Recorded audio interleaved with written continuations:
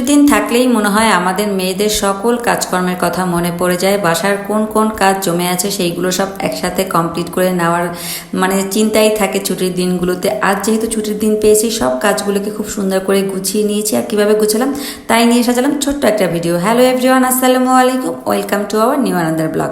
এই যে খালা এখানে অনেকগুলো রুটি বানিয়ে দিয়ে গিয়েছে, এইগুলোকে আমি এখন ঠান্ডা করে কিছু ফ্রিজে রেখে দেবো ফ্রোজেন করে, আর বাকিগুলো আমি ভেজে নেব সকালের নাস্তার জন্য। তো আমি এভাবেই রুটিগুলো একসাথে বানিয়ে ফ্রোজেন করে রাখি, আর এতে করে দেখা যায় দুদিন আমার কোনো টেনশন থাকে না রুটি নিয়ে।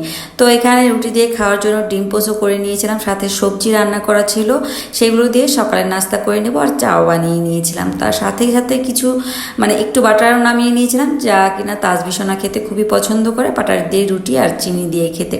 তো সব রেডি করে নাস্তাটা খেয়ে নিলাম। এরপর বারান্দায় গেলাম গাছে পানি দিতে। শাশুড়ি মায়ের গাছগুলো মাশাল্লাহ অনেক সুন্দর হয়েছে, আর আমার বেলি ফুল গাছটাতে মাশাল্লাহ ফুল ধরেছে, দেখতে খুব ভালো লেগেছিলো। এরপর কবুতরদের খাবার দিয়ে দিলাম, খাবার খাইয়ে ওদের একটু ছেড়ে রেখেছিলাম বেশ খানিক্ষণ। আর ওদের খেলা দেখে তো আমি নিজেই অবাক হয়ে গিয়েছি। তাজবিসোনার একটা খেলনা বারান্দায় এভাবে পড়া ছিল, আর সে এই গাড়িতে ঘোড়ার গাড়িতে ওঠার জন্য পাগল হয়ে গিয়েছে, দেখতে খুব ভালো লেগেছিল। অনেকটা সময় দাঁড়িয়েছিলাম, ওর খেলা দেখছিলাম।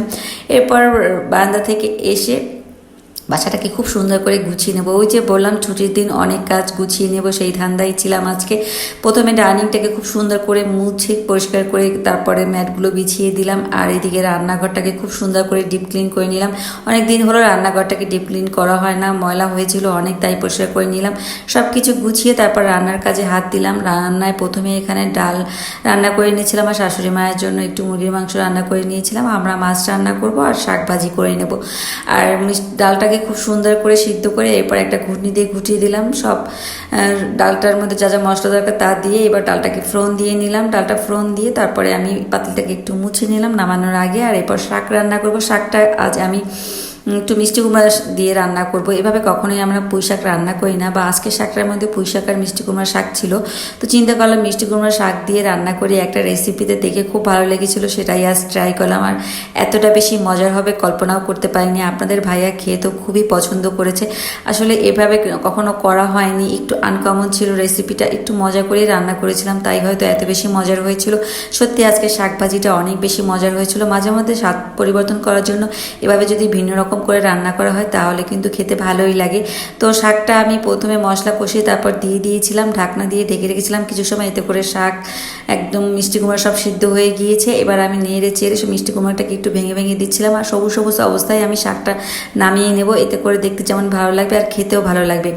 তো মিষ্টি কুমড়াগুলোকে খুব সুন্দরভাবে আমি ভেঙে দিয়েছি। এবার একদম নেড়ে চেড়ে একদম সব কিছু মিলিয়ে দেবো। এরপরে আমি শাকটা নামিয়ে নেব, আর ঢাকনা দিয়ে ঢাকবো না, যদি বারবার ঢাকনা দিয়ে ঢাকি তাতে করে লাল হয়ে যাবে। আর শাক সবুজ সবুজ অবস্থায় থাকলেই সেটা নামিয়ে নিলে বা খেলে কিন্তু ভালো লাগে, দেখতেও ভালো লাগে আর খেতেও ভালো লাগে। তো এই তো শাকটাকে আমি খুব সুন্দর করে নেড়ে চেড়ে খুব সুন্দর করে সব কিছু মিক্স করে নিয়েছি। এবার নামিয়ে নেওয়ার পালা। আর দেখুন মাশাল্লাহ কত সুন্দর হয়েছে, শাকটা দেখেই কতটা লোভনীয় লাগছে, তাই না? আর আমাদের জন্য দুপুরে রান্না করে নিয়েছিলাম মাছটাকে আজকে ছোট ছোট পিস করে কেটে তারপরে ভুনা করে নিয়েছিলাম। তো মাছটা রান্না করে নিলাম, আর তারপরে দুপুরে সব কাজকর্ম করে বাসাটাকে আরও সুন্দর করে গুছিয়ে নিলাম। তো আজকের ভিডিওটা এই পর্যন্ত। সবাই ভালো থাকবেন, আমাদের জন্য দোয়া করবেন। আপনাদের জন্য রইল দোয়া ও ভালোবাসা। আল্লাহ হাফেজ।